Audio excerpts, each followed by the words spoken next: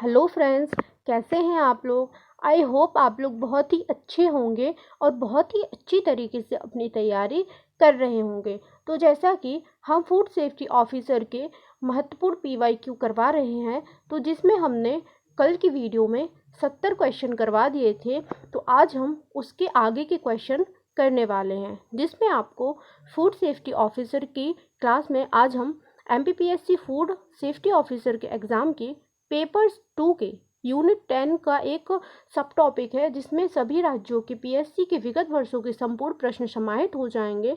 उसके महत्वपूर्ण PYQ करवाने वाले हैं। तो जिसके लेक्चर 2 हमने करवा दिए थे, आज हम लेक्चर 3 करवाने वाले हैं। तो आप हमारे साथ शुरू से अंत तक बने रहिएगा, जिससे आपको आज की क्लास में सारे ही PYQ कवर करवा दिए जाएंगे, जो कि आपके लिए बहुत ही महत्वपूर्ण और लाभदायक साबित होने वाले हैं। तो चलिए आज का पहला क्वेश्चन हम देखते हैं कैसा बनता है। तो चलिए आज का सेशन हम स्टार्ट करते हैं। और फ्रेंड्स, सेशन स्टार्ट करने से पहले मैं आपको बता दूं कि जो हमारी क्लास होती है उसकी PDF आपको टेलीग्राम चैनल पर डाल दी जाती है, तो जिसको आप लोग डाउनलोड कर सकते हैं। और टेलीग्राम चैनल से जुड़ने के लिए आपको डिस्क्रिप्शन बॉक्स में लिंक दे दी जाती है, तो वहाँ से आप उसको ज्वाइन कर सकते हैं, जिससे आपको सारी ही वीडियो की PDF मिलती रहे। तो चलिए आज का पहला क्वेश्चन देख लेते हैं। हमने पहले वीडियो में तो जो 70 क्वेश्चन थे वो कवर करवा दिए थे, तो आज हम उससे आगे के क्वेश्चन करने वाले हैं। तो आज का पहला क्वेश्चन है, रिकॉल प्लान की समीक्षा कितनी बार की जानी चाहिए। ऑप्शन पहला है हर 2 साल में, दूसरा ऑप्शन है केवल शिकायत मिलने पर, तीसरा ऑप्शन है साल में कम से कम एक बार, और लास्ट ऑप्शन है जब FBO चाहे। तो जो रिकॉल प्लान है ना, इसकी समीक्षा कितनी बार की जानी चाहिए, ये क्या पूछा है, FSS रेगुलेशन के अनुसार। तो इसका आंसर क्या होगा।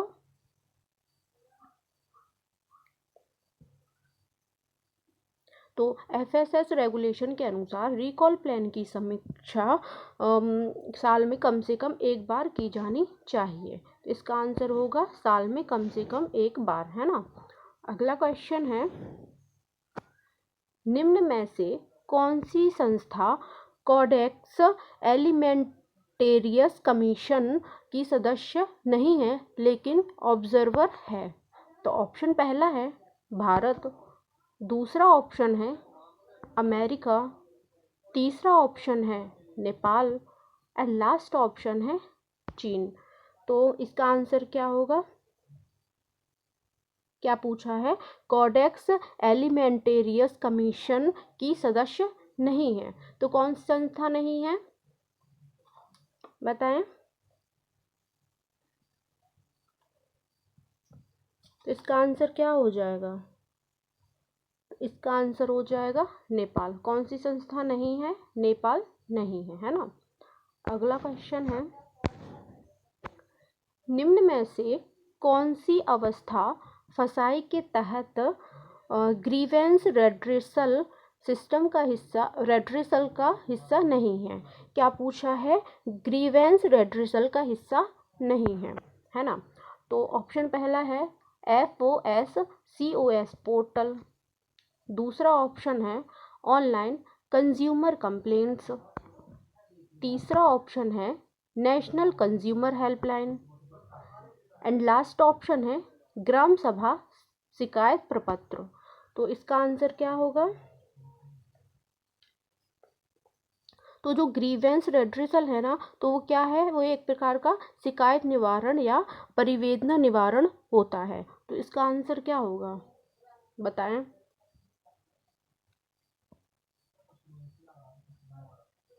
तो इसका आंसर होगा ग्राम सभा शिकायत प्रपत्र। अगला क्वेश्चन है, निम्न में से कौन सा नियम लेबलिंग ऑफ इन्फेंट फूड से संबंधित है। तो ऑप्शन पहला है रूल 2.3.1, दूसरा ऑप्शन है रूल 3.2.2, तीसरा ऑप्शन है रूल 2.4.4, एंड लास्ट ऑप्शन है रूल 4.1.2। तो इसका आंसर क्या होगा?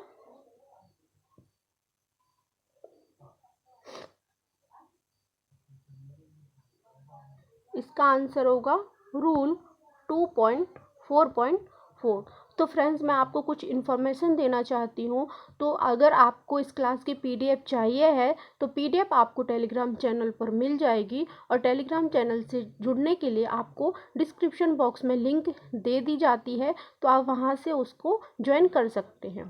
तो अगला क्वेश्चन देखते हैं।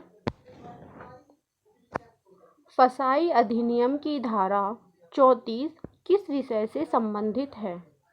ऑप्शन पहला है खाद्य अपील प्रक्रिया, दूसरा ऑप्शन है खाद्य उत्पाद लाइसेंस, तीसरा ऑप्शन है खाद्य व्यवसाय का निरीक्षण, और लास्ट ऑप्शन है डेसिग्नेटेड ऑफिसर द्वारा प्रोहिबिशन ऑर्डर। तो क्या पूछा है? फसाई अधिनियम की धारा 34 किस विषय से संबंधित है ना? तो इसका आंसर क्या होगा, बताइए।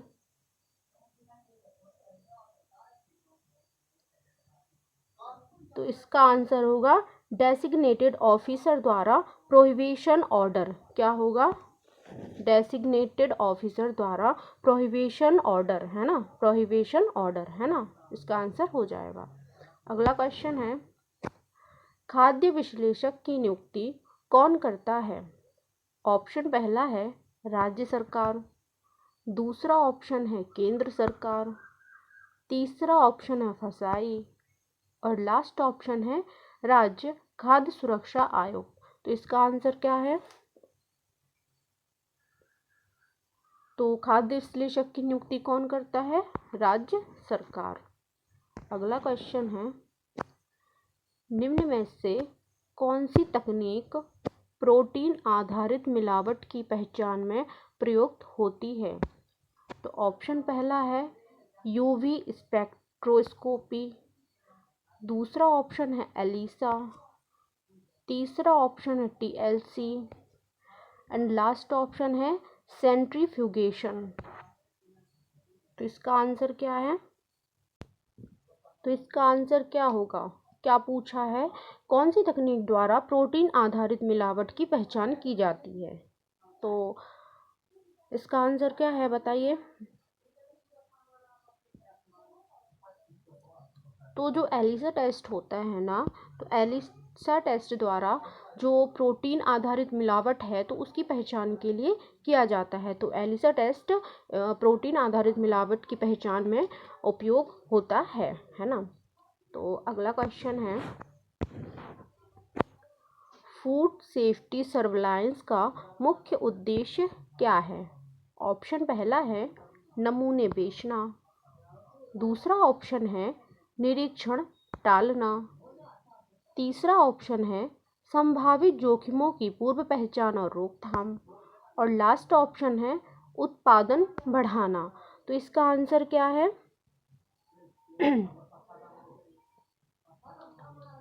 बताइए, इसका मुख्य उद्देश्य क्या है?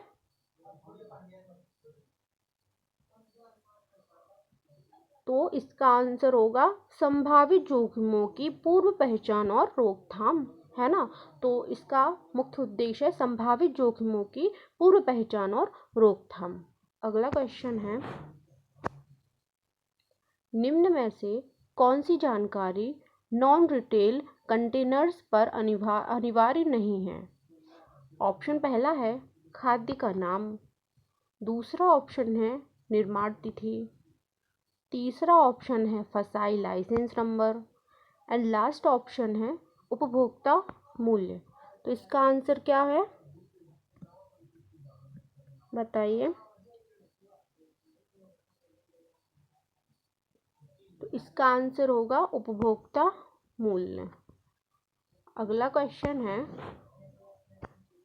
निम्न में से कौन सा अंतर्राष्ट्रीय संगठन जीएमओएस पर खाद्य मानक बनाता है?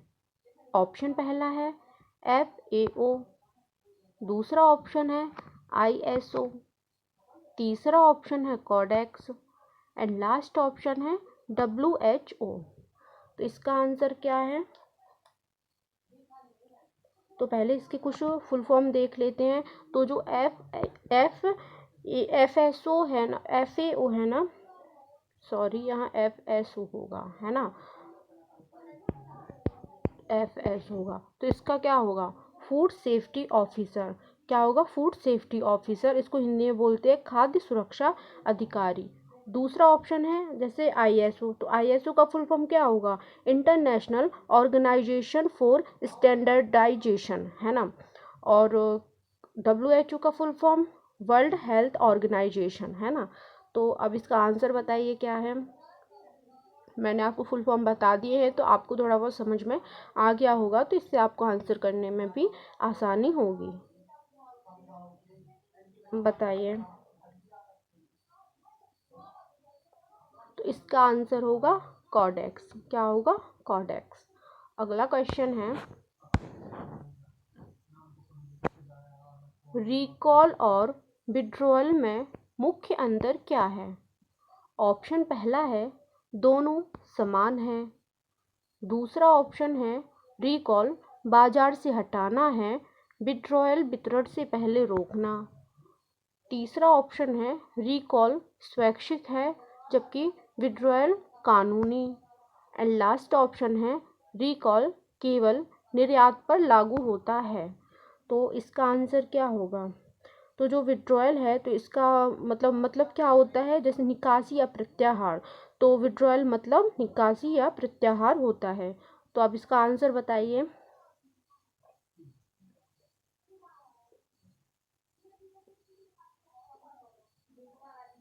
बताइए।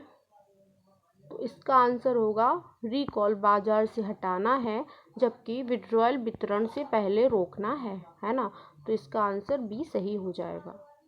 अगला क्वेश्चन है, किस धारा के अंतर्गत खाद्य सुरक्षा अधिकारी को सैंपल लेने का अधिकार प्राप्त है? ऑप्शन पहला है धारा 45। दूसरा ऑप्शन है धारा 38। तीसरा ऑप्शन है धारा 47 एंड लास्ट ऑप्शन है धारा 50।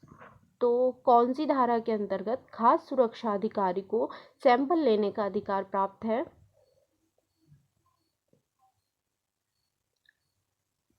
तो कौन सी धारा? धारा 47 के अंतर्गत खाद्य सुरक्षा अधिकारी को सैंपल लेने का अधिकार प्राप्त है। अगला क्वेश्चन देखते हैं, FSS रेगुलेशन के अनुसार एलर्जन की सूची कहाँ देनी होती है? ऑप्शन पहला है ऊपरी बाएं कोने पर। दूसरा ऑप्शन है मुख्य अवयवों के नीचे। तीसरा ऑप्शन है पोषण लेवल के साथ। और लास्ट ऑप्शन है अलग से एलर्जेंस बॉक्स में। तो जो एलर्जेंस होता है ना, तो वो वे पदार्थ होते हैं जो शरीर में एलर्जी प्रतिक्रिया पैदा करते हैं। तो अब इसका आंसर बताइए। तो आपको एलर्जन से तो वैसे भी समझ में आ रहा होगा ना कि जो वे पदार्थ होते हैं जो शरीर में एलर्जी प्रतिक्रिया पैदा करते हैं, है ना। तो आपको ये अच्छे से समझ में आ गया होगा। तो इसका आंसर होगा अलग से एलर्जेंस बॉक्स में।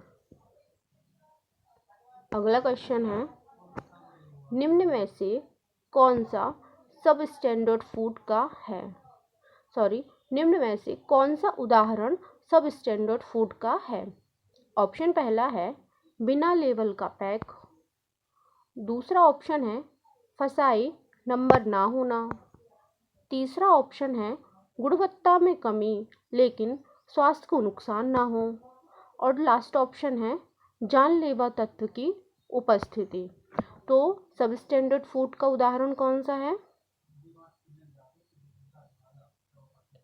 तो इसका आंसर होगा गुणवत्ता में कमी लेकिन स्वास्थ्य को नुकसान ना हो, है ना। तो गुणवत्ता में कमी चलेगी लेकिन स्वास्थ्य को कोई नुकसान नहीं होना चाहिए। तो ये सब स्टैंडर्ड फूड का उदाहरण हो जाता है। अगला क्वेश्चन देखते हैं, निम्न में से कौन सा रंग सख्ती से प्रतिबंधित है? खाद्य पदार्थों में उपयोग के लिए। ऑप्शन पहला है टारट्राजीन। दूसरा ऑप्शन है मेटानिल एलो। तीसरा ऑप्शन है brilliant blue. And last option है कैरमोइसिन। तो जो रंग शक्ति से प्रतिबंधित है वो कौन सा है? क्या पूछा? खाद्य पदार्थों के लिए, है ना। तो खाद्य पदार्थों के लिए कौन सा रंग प्रतिबंधित है? इसका आंसर बताइए। तो इसका आंसर होगा मेटानिल एलो। क्या होगा? मेटानिल एलो, है ना। अगला क्वेश्चन है, फसाई में साइंटिफिक पैनल्स की संख्या कितनी है 2024 तक, है ना। ऑप्शन पहला है 9, दूसरा ऑप्शन है 13, तीसरा ऑप्शन है 21 एंड लास्ट ऑप्शन है 6। तो साइंटिफिक पैनल्स की संख्या कितनी है 2024 तक, है ना। तो अपन को 2024 तक की बतानी है। तो इसका आंसर है 9। कितनी थी? 9, है ना। 2024 तक साइंटिफिक पैनल्स की संख्या 9 है। अगला क्वेश्चन है, फसाई अधिनियम की किस धारा में liability of food business operator का उल्लेख है?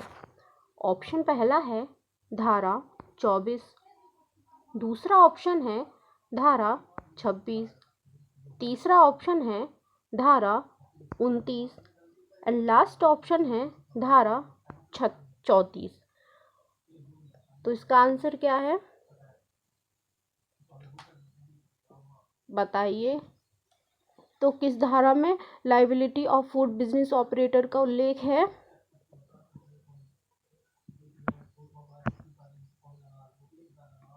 बताइए।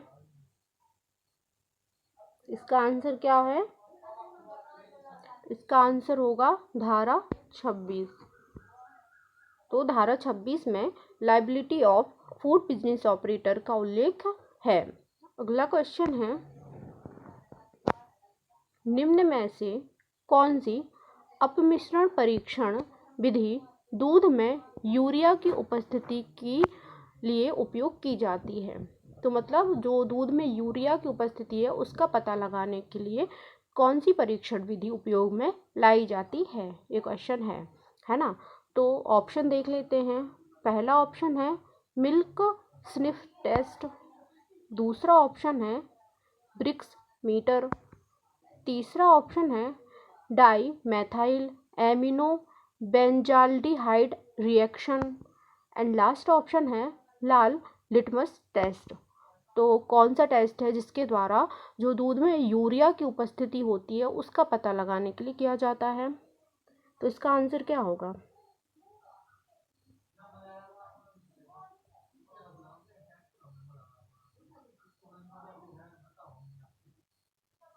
इसका आंसर होगा डाईमेथाइल एमिनो बेंजाल्डिहाइड रिएक्शन। तो इसके द्वारा पता लगाया जाता है कि दूध में यूरिया की उपस्थिति है या नहीं है ना। अगला क्वेश्चन है, फसाई द्वारा रिस्क बेस्ड इंस्पेक्शन की नीति क्यों लागू की गई है? ऑप्शन पहला है निरीक्षकों की संख्या बढ़ाने के लिए, दूसरा ऑप्शन है लाइसेंस प्रक्रिया को हटाने के लिए, तीसरा ऑप्शन है उच्च जोखिम वाले खाद्य व्यवसायों पर प्राथमिकता देने के लिए और लास्ट ऑप्शन है सभी व्यवसायों की समान निगरानी के लिए। तो रिस्क बेस्ड इंस्पेक्शन की नीति क्यों लागू की गई थी? तो इसका आंसर बताइए।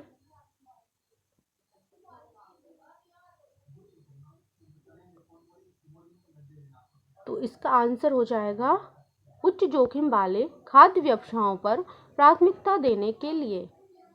अगला क्वेश्चन है, खाद्य सुरक्षा अधिकारी द्वारा लिया गया नमूना रेफरल लैब को कब भेजा जाता है?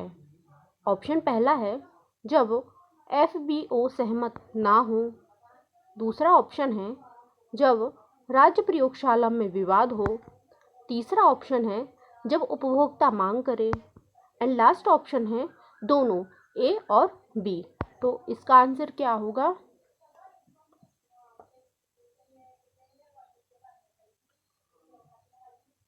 बताइए। तो इसका आंसर होगा डी, दोनों ए और बी। तो इसका आंसर हो जाएगा जब एफबीओ सहमत ना हो और जब राज्य प्रयोगशाला में विवाद हो। तो ये आंसर उस पर डिपेंड करता है कि क्वेश्चन क्या कह रहा है। मतलब अगर क्वेश्चन में ये ऑप्शन आ गया तो अपना ए और बी दोनों सही है। अगर क्वेश्चन में ये दोनों नहीं दिए, ए दे दिया और 3 बाकी और कोई भी दे दिए, तो इसका आंसर ये हो जाएगा और बाकी नहीं तो फिर ए हो जाएगा, है ना। तो जैसा भी क्वेश्चन पूछे आपको उसी तरह से आंसर भी लगाना है। अगला क्वेश्चन है, निम्न में से कौन सा अनुचित ब्रांडिंग का उदाहरण है। तो अनुचित ब्रांडिंग मतलब मिस ब्रांडिंग, है ना। तो ऑप्शन पहला है फसाई नंबर का ना होना, दूसरा है 100% नेचुरल लिखना लेकिन कृत्रिम रंग होना, तीसरा ऑप्शन है पोषण तालिका देना एंड लास्ट ऑप्शन है उचित एक्सपायरी डेट देना। तो इसका आंसर क्या है।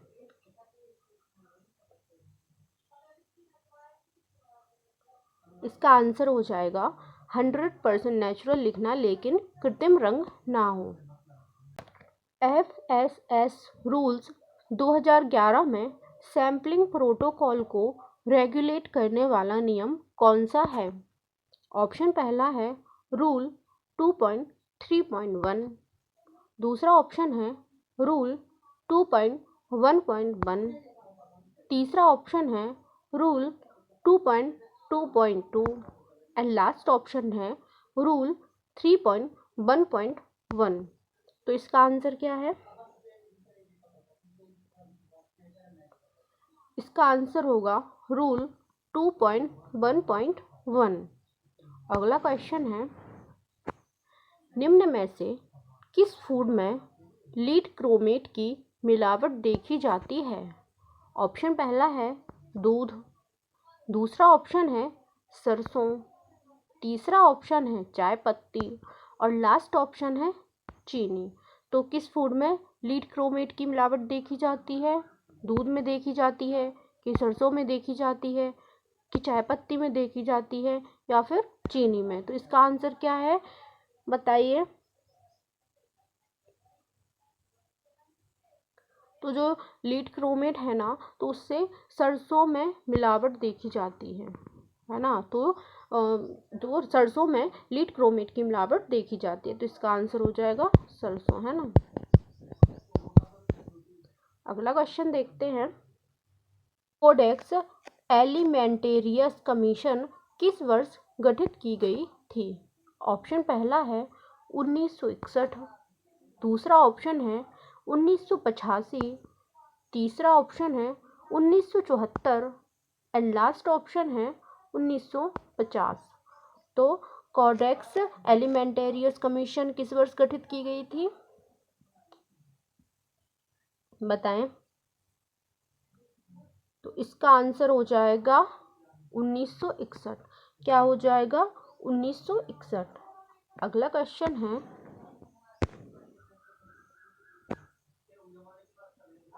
फसाई में साइंटिफिक कमिटी और साइंटिफिक पैनल्स में क्या अंतर है। ऑप्शन पहला है दोनों समान हैं, दूसरा ऑप्शन है साइंटिफिक कमिटी नीति बनाती है जबकि पैनल्स विशेषज्ञ राय देते हैं, तीसरा ऑप्शन है कमिटी परीक्षण करती है और पैनल्स निरीक्षण एंड लास्ट ऑप्शन है पैनल्स केवल राज्य के लिए होते हैं। तो इसका आंसर क्या होगा 97 का आंसर बताइए। तो इसका आंसर होगा साइंटिफिक कमेटी नीति बनाती है जबकि पैनल्स विशेषज्ञ राय देते हैं, है ना। तो इससे अपन को 2 क्वेश्चन क्लियर हो गए। तो अगर पेपर में ये भी पूछ सकते हैं कि साइंटिफिक कमेटी का कार्य क्या है, तो उसका कार्य हो जाएगा नीति बनाना, और जो साइंटिफिक पैनल्स होता है ना, तो उसका पूछेंगे कि इसका क्या कार्य होता है, तो इसका कार्य होता है विशेषज्ञ राय देते हैं, है ना। तो दोनों में अंतर होता है, साइंटिफिक कमेटी नीति बनाती है जबकि पैनल्स विशेषज्ञ राय देते हैं। अगला क्वेश्चन है, निम्न में से कौन सा परीक्षण ऑयल में मिनरल ऑयल मिलावट के लिए प्रयोग किया जाता है? ऑप्शन पहला है मेलाकाइट ग्रीन टेस्ट, दूसरा है बॉडविन टेस्ट, तीसरा ऑप्शन है एक्रोलिन टेस्ट एंड चौथा है ऑयल सॉल्युबिलिटी टेस्ट। तो कौन सा टेस्ट होता है जो ऑयल में मिनरल ऑयल मिलावट का पता लगाने के लिए किया जाता है? बताइए।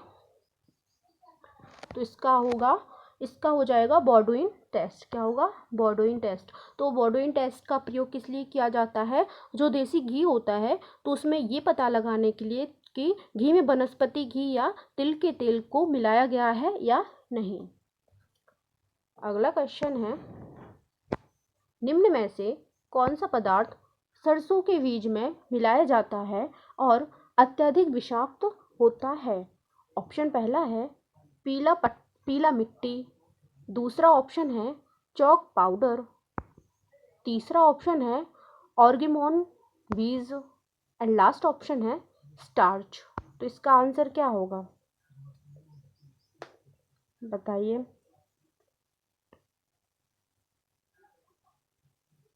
इसका आंसर होगा आर्गेमोन बीज। अगला क्वेश्चन है, FSS रूल्स 2011 के अंतर्गत सैंपलिंग के दौरान खाद्य सुरक्षा अधिकारी द्वारा तैयार फॉर्म VA किसके लिए होता है? ऑप्शन पहला है लाइसेंस आवेदन, तीसरा ऑप्शन है सैंपल संग्रह की रसीद, थर्ड ऑप्शन है विश्लेषण रिपोर्ट एंड लास्ट ऑप्शन है अपील का फॉर्म। तो इसका आंसर क्या होगा? क्या पूछा है? VA फॉर्म किसके लिए होता है? तो इसका आंसर होगा सैंपल संग्रह की रसीद, है ना। तो मुझे आपको कुछ फैक्ट और बताना है, तो एक सेकंड में आपको ये बता देती हूँ। हाँ,